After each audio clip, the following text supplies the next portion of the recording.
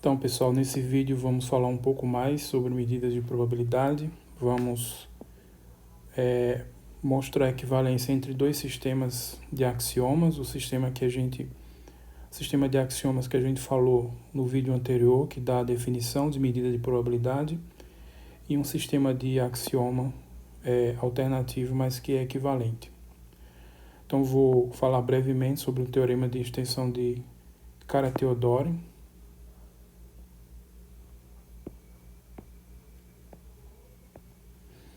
Teorema de extensão de Kara-Teodori, mas sem a demonstração, só vou explicar o papel dele, a importância dele, desenvolver um pouco mais detalhes esses espaços de probabilidades discretos e ilustrar com alguns exemplos desses tipos de espaços. E vão ter alguns exemplos de exercícios para vocês também trabalharem, e as referências são ainda essas aqui. Então, para falar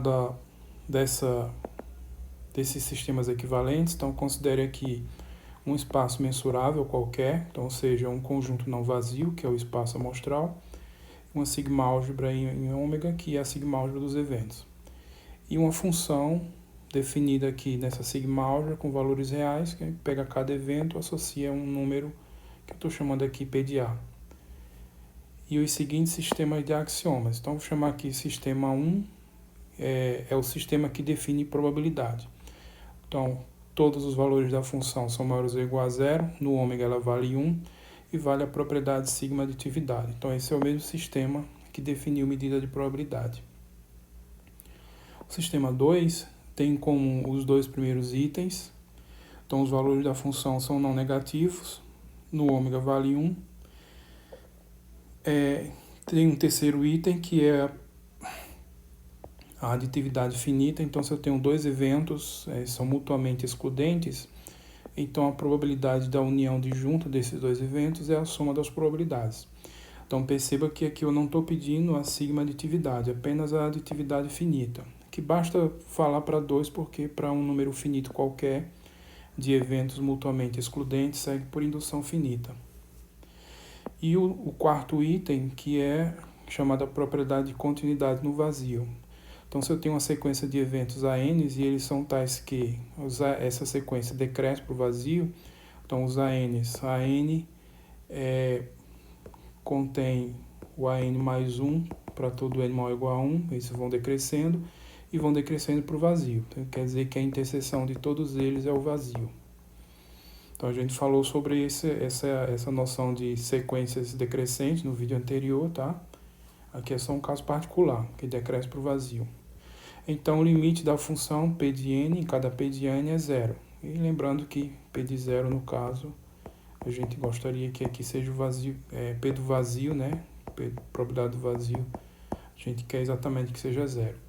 Então, estou assumindo que para qualquer sequência de eventos decrescendo para o vazio, o limite desses valores aqui vale zero.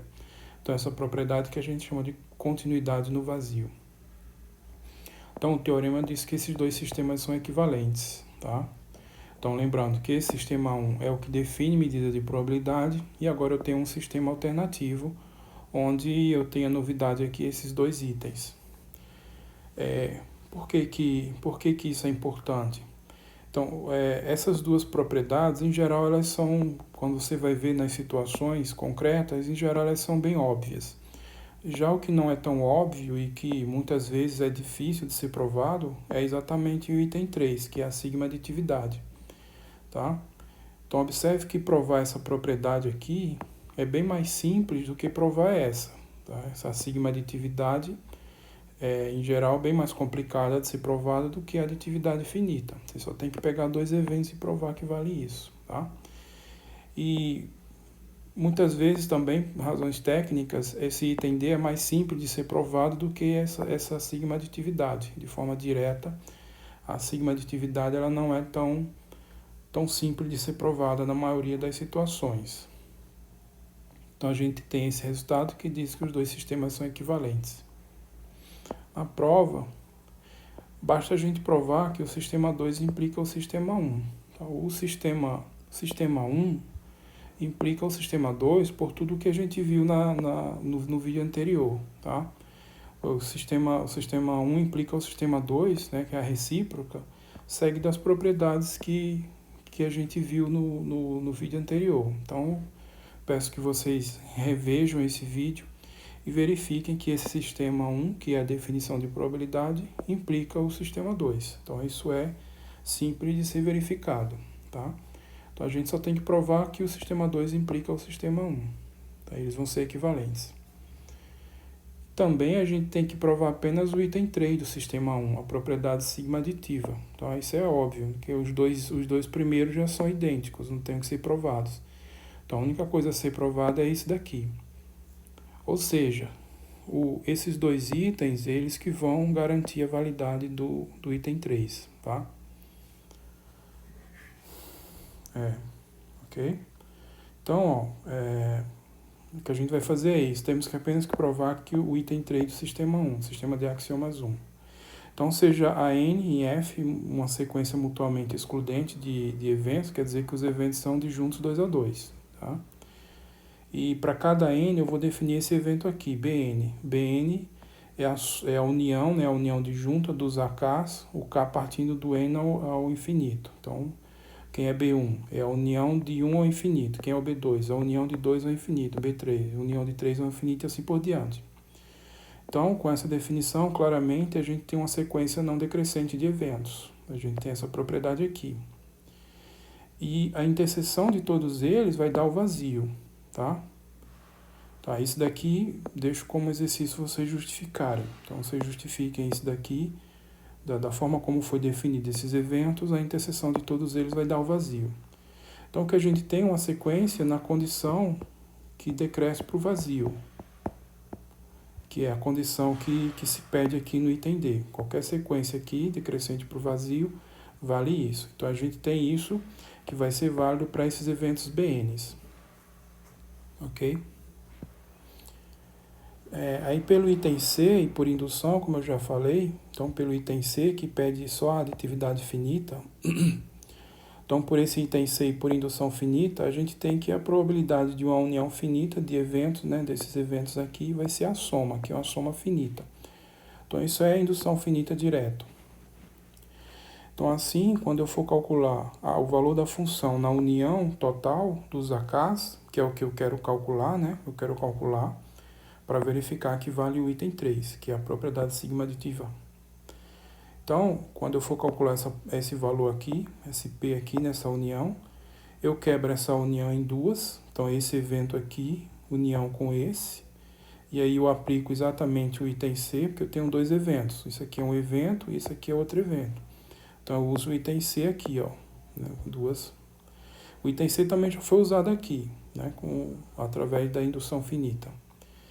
Então, a probabilidade da união desses dois eventos é a soma o valor da função nessa união é a soma dos valores da função aqui. Então, a P da união aqui é só até N.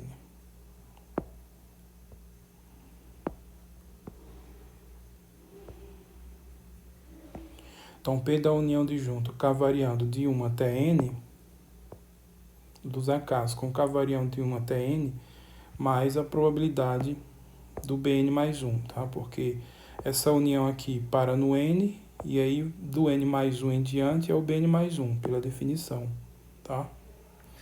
Então, tem essa relação, a probabilidade dessa união total é essa soma, então usei aqui agora essa relação, ó, mais a probabilidade dos Bn mais 1. E aí agora é só uma questão de passar um limite aqui nos dois lados. Então, usando o item D do sistema 2, então a gente vai ter a probabilidade dessa união, é o limite dela, porque aqui é a união, isso aqui é um valor, não varia, você vai fazer o N tendendo ao infinito. Eu até mudei o índice aqui, mas isso, se eu quisesse colocar N aqui, não tem problema não, tá? Eu só não coloquei para não gerar confusão, mas tecnicamente não tem problema nenhum. Então, isso aqui é um valor que não vai variar com o N. Então, se eu fizer o limite dele, quando o N tende ao infinito, não vai alterar nada. Então, essa probabilidade é esse limite, tá? É esse limite, eu quebro essa união usando essa relação aqui. Eu quebro essa união, desse jeito. Isso vai ser o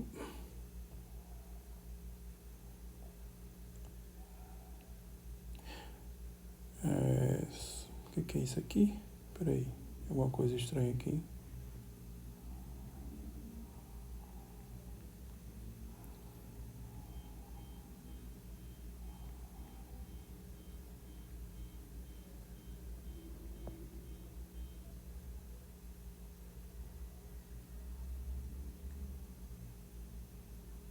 Não, isso aqui tá, eu escrevi não.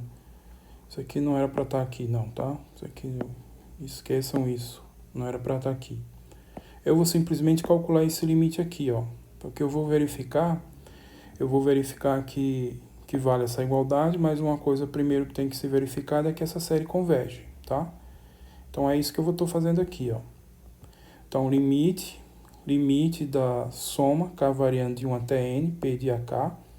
Esse limite aqui é igual a que? O limite, né, quando n tende ao infinito, de quem? Essa soma, você tira daqui, ó, jogando esse termo para o lado de cá.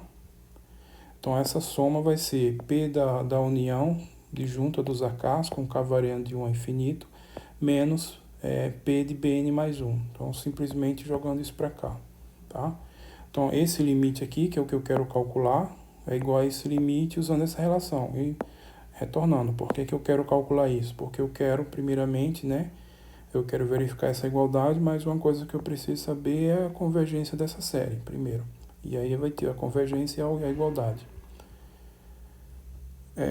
Então, só que aí, o que acontece? Isso daqui não depende do n. Isso daqui não depende do n. O que eu tinha comentado aqui, isso aqui esqueçam. Isso aqui não depende do n, então o limite em n é o mesmo, tá? É um número mesmo. E esse limite, quando o n está infinito, existe, que é a mesma coisa aqui. Essa mesma coisa aqui. Independente daqui estar n ou n mais 1, esse limite vai dar zero do mesmo jeito. Então, esse limite aqui existe, é zero. Esse limite aqui existe, é ele mesmo. Então, o limite dessa diferença vai existir e a soma dos limites. Então, esse daqui não depende, né? É menos o limite disso aqui. E o limite disso aqui é zero, tá? Portanto, fica esse daqui. Então, ou seja, a série, que é esse limite aqui, vai dar igual a esse limite aqui, tá? O que era para estar escrito aqui não era isso, mas sim a série. Então, eu vou escrever aqui, o que era para estar escrito era o seguinte: a série, né, verificando a convergência, a série da soma, o k variando de 1 a infinito, p de ak, é igual a esse limite aqui, né, se ele existir. E a gente está verificando exatamente que ele existe. Ok? Então, concluindo, no item 3 do sistema 1, temos a convergência da série e vale a igualdade. Então, exatamente o que eu tinha comentado. Eu quero provar essa igualdade, mas uma questão a ser verificada primeiro é sobre a convergência da série. Então, a série converge e automaticamente você vai ter o valor, que é esse daqui. Então, essa foi a conclusão final. No item 3 do sistema 1, temos a convergência da série e vale a igualdade. Aqui está lá. Então, com isso, a gente tem a implicação, a equivalência entre esses dois sistemas. Então, esse sistema aqui, ele é muito comum de ser usado para verificar a sigma-aditividade. Que verificar a sigma-aditividade, na maioria das situações, não é tão trivial.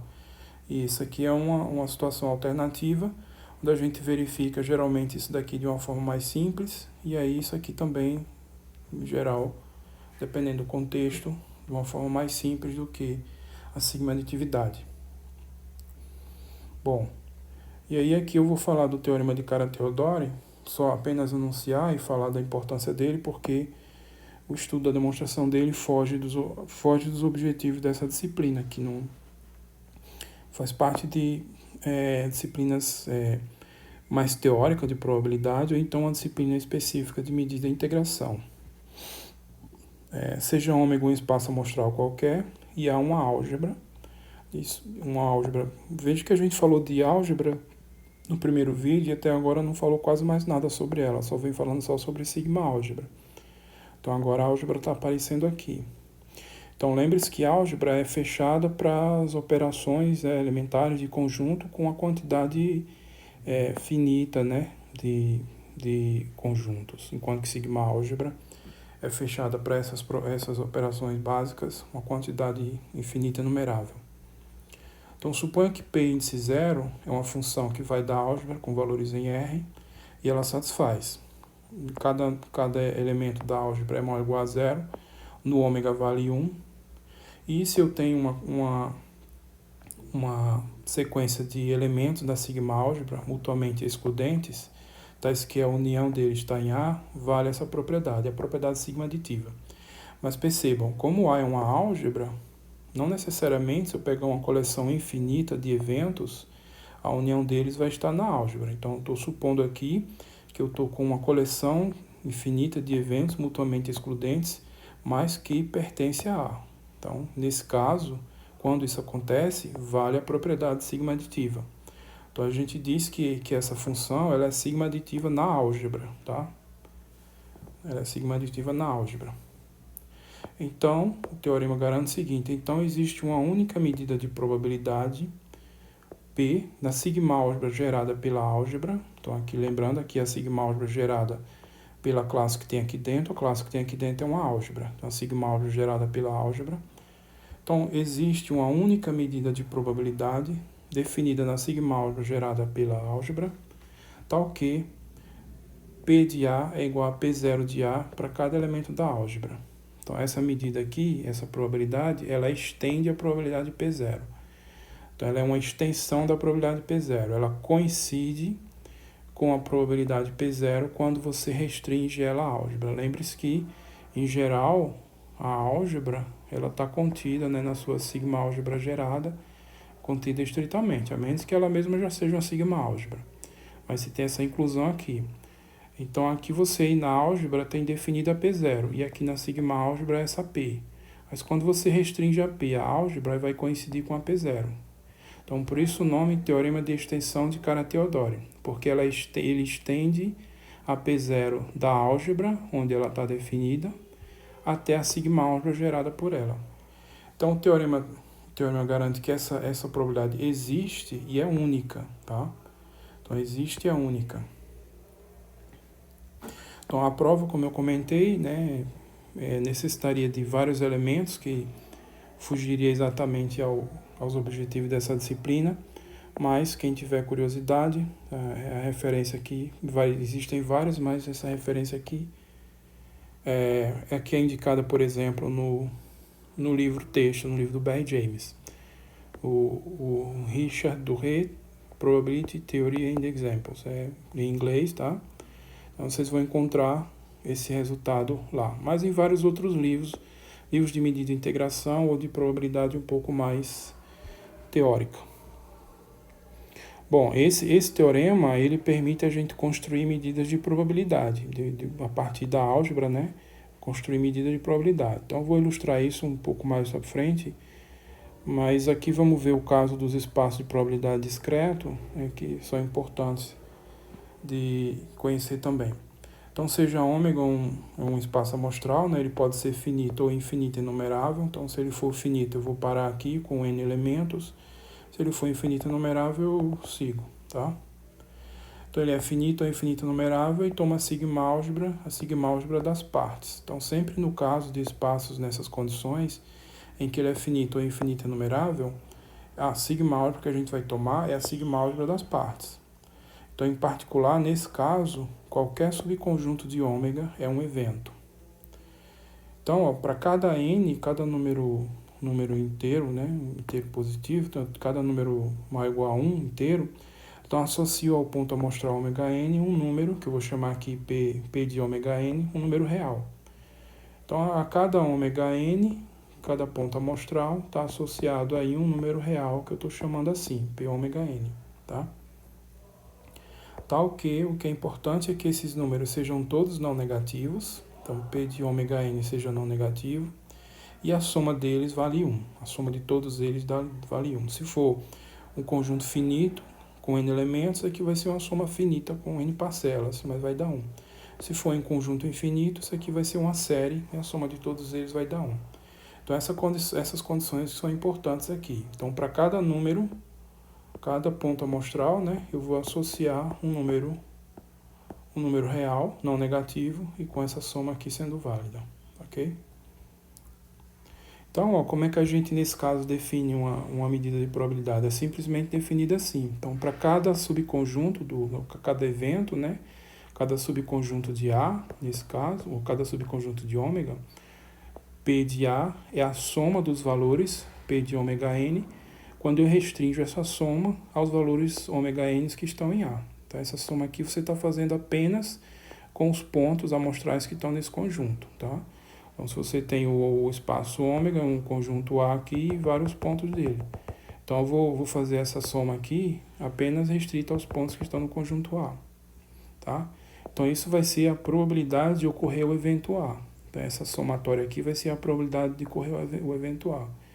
Observe que se você pegar o A igual a ômega, P de ômega é a soma de todo mundo. Então, essa soma vai dar 1 porque eu estou exigindo isso. Bom, então, P é uma probabilidade em F, é uma medida de probabilidade em F, tá? Então, a prova disso eu deixo como exercício, tá? Claro que já é direto que cada valor é maior ou igual a zero, né?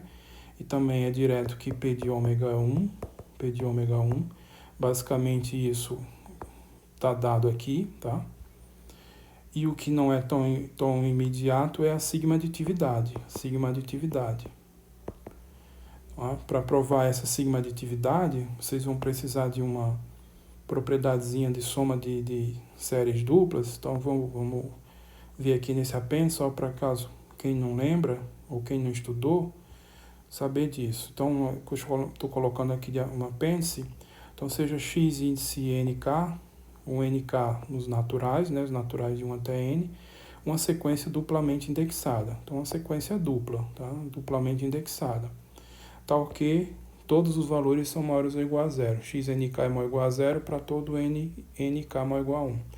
Então, vale isso aqui, ó. A soma de todos os termos, né, a soma duplamente indexada, eu não vou discutir muito o que é isso aqui, mas o que importa para a gente é mais essa igualdade aqui, ó. Então, vale essa igualdade. Essa soma é igual a essa soma iterada. Então, como vocês interpretam isso daqui? Isso aqui é como se você estivesse fazendo uma soma simultaneamente aqui o n e o k. É como uma integral dupla, tá? Você faz a integral dupla simultaneamente. E aqui é a iteração. Então, nessa primeira integral, você está somando o primeiro em k. Então, para essa primeira integral, cada n está fixado. Então, você fixa cada valor de n e soma todos os valores de k. Então, essa é a primeira integral. Depois, você vai e soma tudo, variando em n, de 1 a infinito. Então, o que eu estou dizendo aqui, o resultado, é que eu posso inverter a ordem. Então, vejam que aqui eu somo primeiro em k, depois em n. Aqui é o contrário, eu somo primeiro em n e depois em k. Então, aqui nesse caso, nessa primeira integral agora, eu fixo cada valor de k e somo em todos os n's. Depois, os resultados eu vou e somo todo mundo em k. Então, nesse caso, se os termos da sequência são não negativos, todos não negativos, essa ordem não importa, vai dar o mesmo valor. E é igual a essa soma aqui quando você faz a soma simultânea, tá? Então, isso vocês vão usar, essa propriedade vocês vão usar quando for provar a sigma-aditividade aqui, nesse exercício. Para provar a sigma-aditividade dessa função, vocês vão precisar dessa propriedade aqui, tá?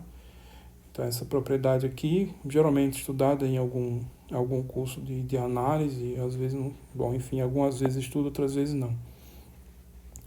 Bom, e se a gente tem que elas são não negativas, então a gente tem isso direto. E no caso geral, se eu tenho que eles são números reais quaisquer, então essas igualdades aqui, essas duas igualdades, elas são válidas desde que essa série aqui seja finita.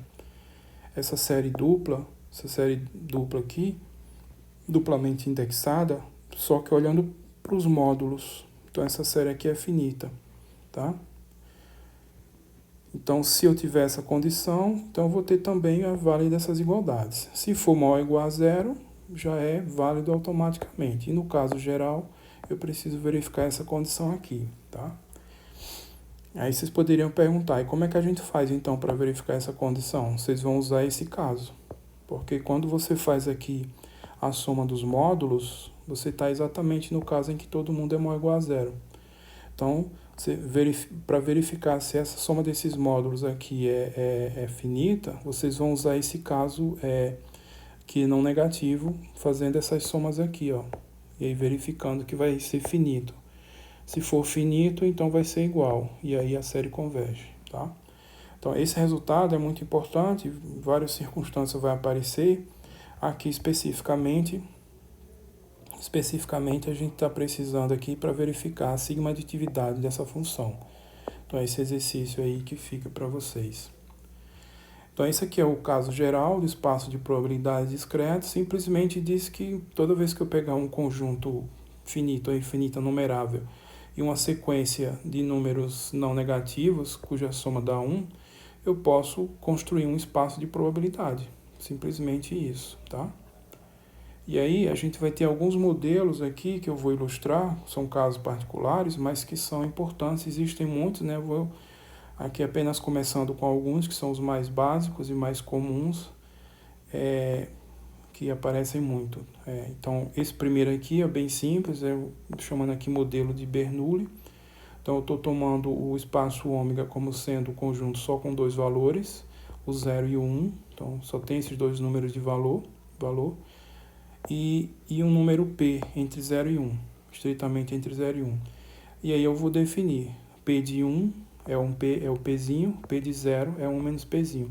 O que é que eu estou fazendo aqui? Eu estou fazendo isso aqui, ó. Para cada N, associar ao ponto amostral um número P de ômega N. Então aqui só tem esses dois pontos amostrais. Então no 1, a função aqui é P, o valor da função é Pzinho, esse Pzinho aqui. E no 0 é 1 menos P. Então, claramente, a gente vai ter isso aqui, vai ter isso daqui, tá? Então, aqui a gente vai ter uma medida de probabilidade definida assim, e essa medida de probabilidade é o que a gente vai chamar de modelo Bernoulli. A gente vai estudar essas coisas com mais detalhes ao longo das aulas, mas aqui é só para ilustrar essa construção aqui de uma forma mais específica. No item 2 é o chamado modelo uniforme discreto. Então, dado n maior ou igual a 1 inteiro, vamos tomar o espaço amostral como sendo o conjunto desses pontos. Aqui é um conjunto finito também, né? Então, ômega 1 até ômega n. E aí a gente vai definir P de ômega k é 1 sobre n para todo k, variando de 1 a 1 a n. Então, aqui nesses casos, cada k, a P de k assume o mesmo valor. Então, o que foi que eu fiz aqui? Eu fiz exatamente isso, ó. Para cada ponto amostral, eu estou associando um número real que satisfaz essas condições aqui. Então, vocês verificam isso facilmente, né? Maior ou igual a 0 e a soma de todos eles vai dar 1. Então, neste caso, para cada subconjunto, vale que P de A é a soma, né? Por definição, é a soma dos P de ômega que estão em A. Aí, quando você fizer essa soma, como aqui vai somar 1 sobre n mais 1 sobre n, dependendo de quantos elementos vai ter no conjunto A, então vai ser o número de elementos do conjunto A dividido pelo número de elementos do ômega, tá? Então, ó, essa aqui é a definição de probabilidade que se estuda em cursos bem básicos, até em nível do ensino médio, que é aquela situação que fala, tá? O número aqui de elementos de A é o que costumam chamar de número de casos favoráveis, e o número de elementos do espaço amostral é o que chamam de número de casos possíveis. Então, isso aqui é a famosa relação probabilidade de um evento ocorrer é o número de casos favoráveis dividido pelo número de casos possíveis, tá? É estudado em cursos bem básicos de probabilidade.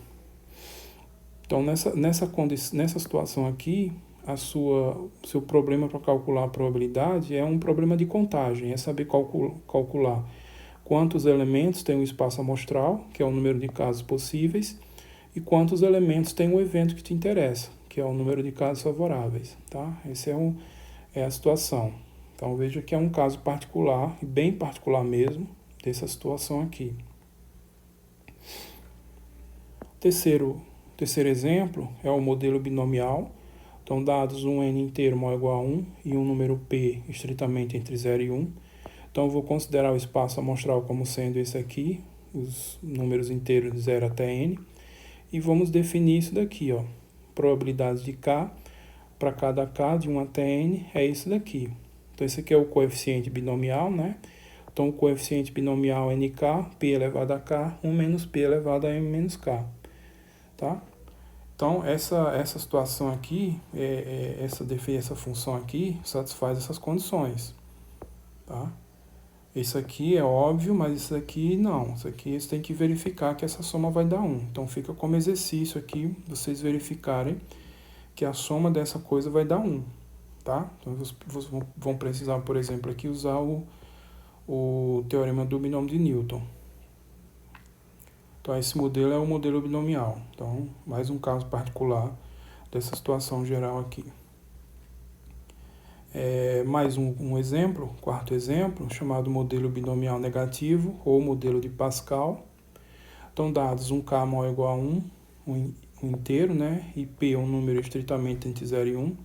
Então, seja ômega os inteiros não negativos, quer dizer 0, 1, 2, etc.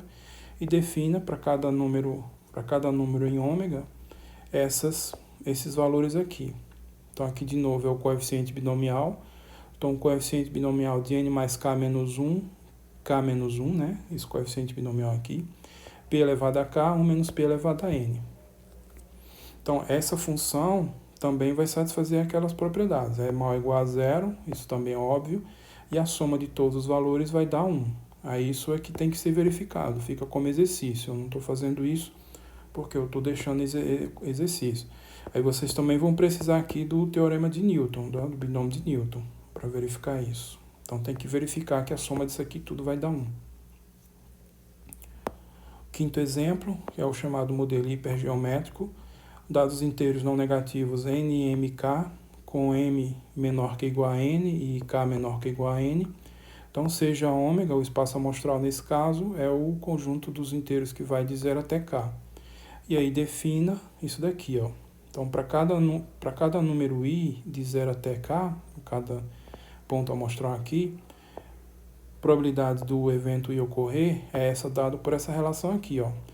O binomial mi, né, vezes o binomial n menos m, k menos i, dividido pelo binomial nk, tá? Então, essa aqui é a fórmula que define essa probabilidade, que é a probabilidade do modelo hipergeométrico. Então, claramente que tudo isso aqui é maior ou igual a 0. Agora, o que não é tão claro é que a soma de tudo aí vai dar 1. Então, fica como exercício vocês verificarem isso. Para verificar isso, vocês devem lembrar de uma relação envolvendo esse produto aqui, chamada fórmula de Vandermonde, envolvendo binomiais, tá? Vocês procurem aí que vocês vão encontrar isso, caso não lembrem. Relação ou identidade ou fórmula de Vandermonde que dá a relação que vai aparecer envolvendo esse somatório aqui. O sexto exemplo, chamado modelo geométrico. Então, agora dados P de 0 entre 0 e 1 estritamente. Eu vou tomar os naturais, o espaço ômega como os inteiros não negativos, né? Ou seja, 0, 1, 2, etc.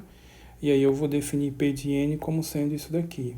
Então, para cada ponto amostral aqui é um inteiro não negativo, a probabilidade de ele ocorrer é dada por isso, tá?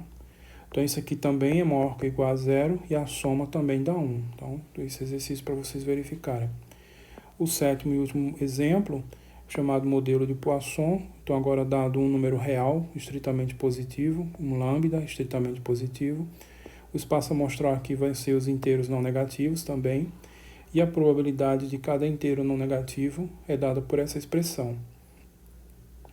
Lambda elevado a n sobre n fatorial vezes a exponencial de menos lambda, para n variando de 0 ao infinito. Tá? Então, isso aqui define uma probabilidade. Isso aqui é sempre maior ou igual a 0. A soma de todos esses valores aí é 1. E vocês têm que verificar isso como exercício. Tá? Existem vários outros modelos discretos importantes, mas a gente não vai listar todos aqui não. Basicamente, esses são os mais básicos e que aparecem com muito mais frequência, esses 7 modelos aqui. Então, desses 7 modelos, 3 têm um espaço que é infinito e numerável, né? São esses 3 aqui, o quarto, o sexto e o sétimo, e o restante são espaços finitos, tá? Bom, esse apêndice eu já comentei sobre ele, é uma coisa que vocês precisam, quem não lembra, quem estudou e não lembra, tem que relembrar. Quem não estudou e não sabe disso, não sabia disso, é bom dar uma pesquisada aí para entender bem isso, porque esse tipo de operação aqui vai ser importante. Quando a gente pode ou não trocar a ordem das somatórias, né? Quando nem sempre isso é possível de ser feito. Claro, quando é somatórios finitos é sempre possível, mas quando são séries, não. Então, nem sempre é possível. Aqui dá uma situação, quando é maior ou igual a zero, tá? E uma outra situação, quando eles são números quaisquer, mas precisa disso daqui, tá? Precisa dessa condição. Então, sem essa condição, em geral, com números não negativos, com números quaisquer, vocês não vão poder fazer essa troca nessa ordem de somatório, não. Então, isso é o análogo à troca na ordem de uma integração dupla, tá? Uma integração em relação a x, em relação a y, e inverter. Nem sempre isso é possível, tá? Então, relembrem isso e quem não estudou, pesquise para saber sobre isso. Bom, e com isso aqui, a gente estudou um pouco mais de medidas de probabilidade, vimos as equivalências entre esses dois sistemas apresentados, comentamos o teorema de Carat-Theodore, teorema de extensão, que dá como que você fala como você estende de modo único uma probabilidade uma probabilidade sigma aditiva de uma álgebra para sigma álgebra gerada, né? Tenho que corrigir aqui. Teorema de Carat-Theodore. Como é que a gente constrói espaços de probabilidades discretas e ilustramos com alguns exemplos, alguns modelos importantes. Tá? E tem exercício aqui para vocês e complementem, né, o que está sendo estudado aqui nesses vídeos e nessas notas com a leitura do capítulo, principalmente aqui do capítulo do livro principal, que é esse livro aqui, Barry James, então o capítulo 1, vocês podem complementar. Bom, e com isso encerro o vídeo, até o próximo, tchau.